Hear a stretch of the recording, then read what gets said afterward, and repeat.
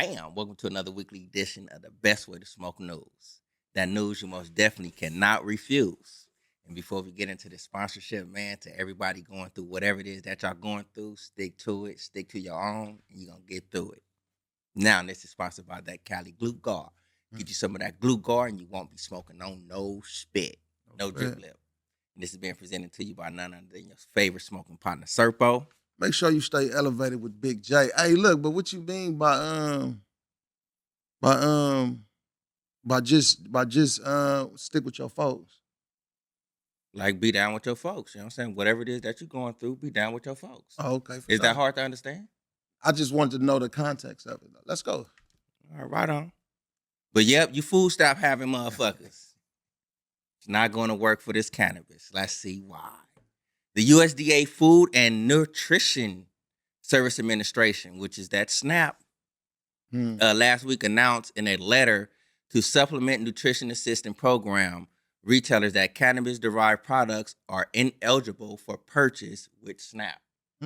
So some of you motherfuckers been having food stamp cards trying to go in there, you know what I'm saying, get like cannabis beverages and they've been passing with it though. Must have. And they must have been looking on these receipts and like, what the hell, this edible? Right. The U.S. Department of Agriculture, Food and Nutrition Service Administration last week sent a letter to SNAP, you know what I'm saying, retailers letting them know that the cannabis, you can't have this. You can't use that for that. You know what I'm saying? And in the letter, Administrator James C. Miller said the clarification is part of the agency's commitment to fighting waste, fraud, and abuse. You know what I'm saying? So however they want to like use the waste, right, the fraud, and the abuse, you know what I'm saying? They trying to like stick to it and keep the cannabis laws legit. This letter served as a reminder that it is a program violation to accept SNAP benefits for food and drinks containing controlled substances such as cannabis / marijuana. Miller, he stated in his letter. So, man, stop trying to use the food stamps to go and get blowed. Use the food stamps to eat and possibly like sell for a little bit. But if you think about it though, some of the edibles, you know what I'm saying, you can get your nutrition. It might be some infused chicken. You know what I'm saying? Some waffles or something like that. So I believe. But they like saying you can't, you know what I'm saying, if it has a controlled substance, you know what I'm saying, if your chicken has. All right, it is still a Schedule 3 right now though. That's true. It's a Schedule 3. Yeah. Schedule 1. Oh, shit. I thought they changed something. Man, I want to know the context of what you was talking about. California, man, they on some shit right now though, man. California got a lot going on, man. California's potent policy shift, cannabis distribution licenses plummet in value. So what that means is that a lot of these licenses is the industry is kind of trending down out here though. You know what I'm saying? When you really dig into it, you know what I'm saying? What a lot of these businesses suffering and shit though. So it's not a lot of people wanting to get into it and get that license though. California's once coveted cannabis distribution licenses among the most expensive and exclusive in the state's regulated market have seen their value plummet to near worthlessness. This dramatic shift is a direct consequence of a recent policy change by the California Department of Cannabis Control, which now allows cannabis cultivators and retailers to distribute their own product.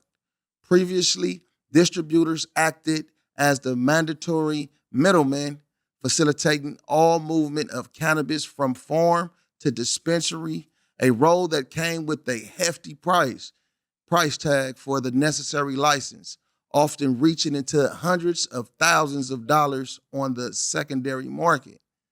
The intent behind the DCC policy update was to streamline the supply chain, reduce costs for businesses, and ultimately make cannabis more accessible and affordable for consumers.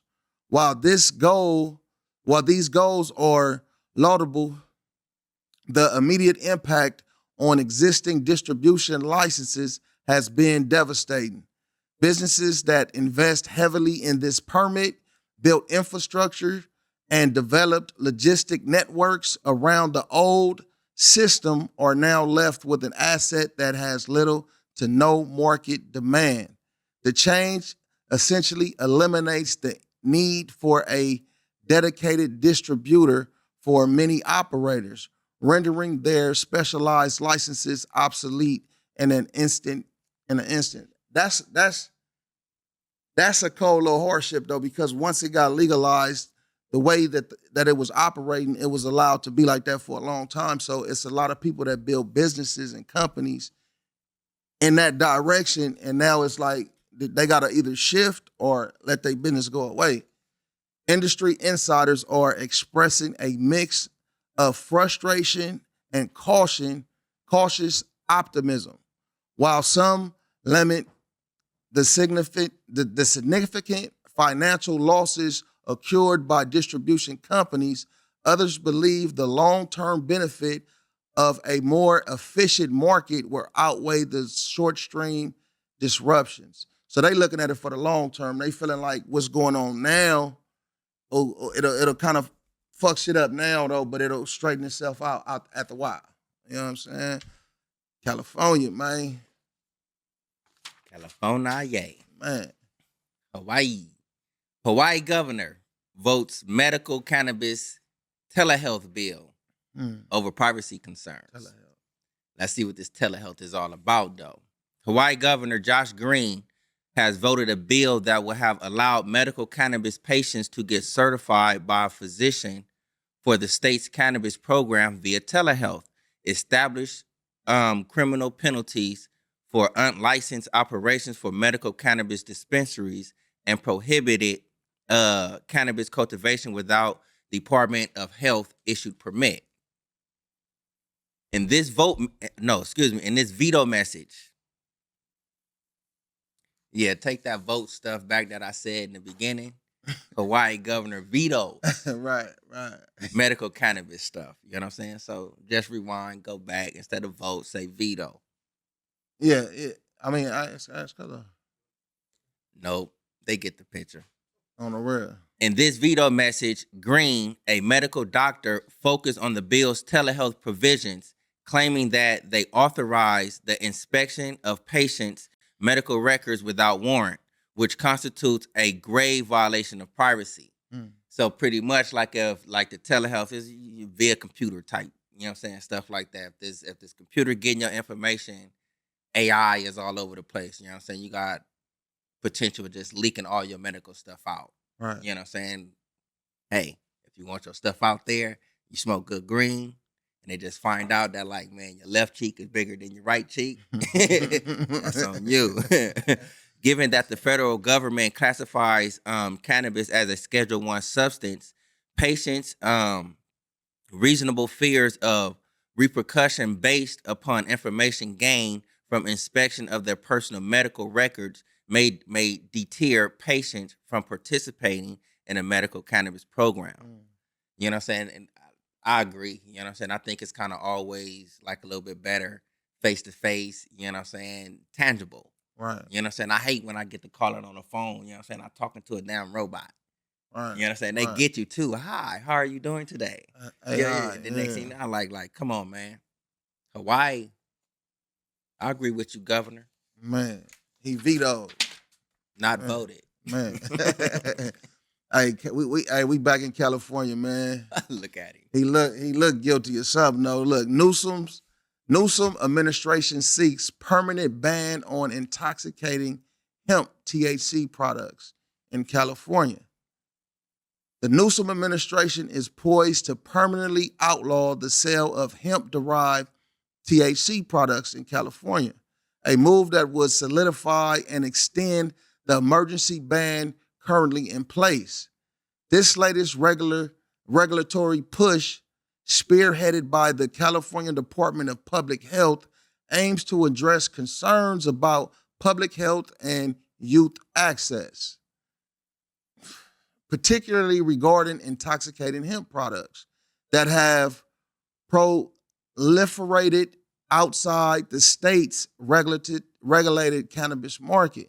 The proposed permanent ban, currently in a 45-day public comment period, would effectively eliminate an entire segment of the cannabis industry that emerged following the 2018 federal legalization of hemp. It's like, hey, look, I heard some whispers. You know what I'm saying? I heard some whispers that it's going to be like an attack on cannabis because it's not federally legal. You know what I'm saying? We're going to see how it's going, but it seemed like it's kind of trending. California has been a trailblazer, even with the downfalls and the pitfalls of what's going on in the industry. California has always been a trailblazer. Now, to see it take a step, kind of like a step back, in my opinion, with this, it's like damn, you know what I'm saying? This decision comes after months of temporary emergency regulations initiated by Governor Newsom, who has consistently voiced concern about the unregulated nature of hemp-derived THC products. The administration urges that these products, often sold in retail outlets like convenience stores and grocery stores, lack the rigorous testing, labeling, and age gating standards applied in state licensed marijuana products, making them easily accessible to minors and posing potential health risks. The CDPH analyzes supporting the ban projects a significant economic impact, estimating a multi-billion-dollar decrease in revenue for California businesses and thousands of jobs losses over the next 5 years. The proposed permanent ban has ignited a fierce debate, pitting the established, heavily regulated marijuana industry against the burgeoning hemp sector. I hope I said that right. All right. Licensed cannabis businesses in California have long complained about what they perceive as unfair competition from unregulated hemp companies, which operate with significantly lower overhead and fewer restrictions. Hemp businesses contend that the ban is an overreach that will devastate their industry and limit consumers' access to a deserved range of cannabinoid products. It's a lot of shit, though, that they use the hemp for, though. You know what I'm saying? Because it's high in the CBD. Mm-hmm. And some of it do have some THC in it, though. They use it for creams, you know what I'm saying, for aches, for a lot of different things. You know what I mean? I actually got this hemp lotion right now, though. That's fire. You know what I'm saying? It moisturizes great. You know what I mean? But yeah, it's a lot going on in California, though. California, yay. Man. But it ain't just California. Man. New York issues cannabis recall over the contaminated buds. Oh, shit. Here we go. New York Office of Cannabis Management announced products recall for multiple adult use cannabis products, adult use recreational, manufactured by Indigrow, LLC. So Indigrow, you on the spot. You on the speed side.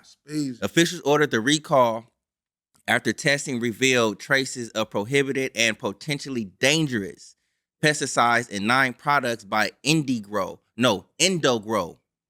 Some marketed as Indie, Grow by Indie, or Creation, or Grow With Us products, which were all produced under the license number OCM, whatever the heck. You know what I'm saying? That's a code, not OCM, whatever that. Yeah.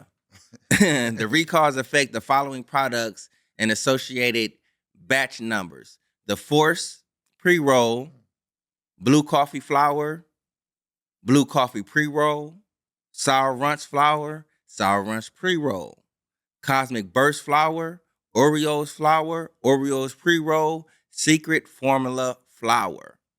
So if y'all over there on the East Coast, y'all up in the what's that? The Big Apple? Yeah. Y'all feeling wheezy. Man. It's some bad buds. Losing your breath. You know what I'm saying? Officials ordered New York retailers to stop distributing the affected products immediately, and said consumers who have purchased the products and wish to return them should contact the location where they purchased them. OCM said the recall was a precautionary measure, and that there have been no reports of adverse effects caused by the recalled products. I mean, that's cool, you know what I'm saying? It's like I really haven't heard like people like going like majorly to the hospital, you know what I'm saying, for infected bud. I Right. guess. You know what I'm saying? If it's not spiked with no other shit. It hit them down the line. Yeah, you know what I'm saying? But as far as just like, I guess the regular pesticides, I guess they get a little bit higher. But that's your weekly edition of the Best Way to Smoke News with Serpo, your favorite smoking partner. Hey, make sure you stay elevated with Big J. Baby.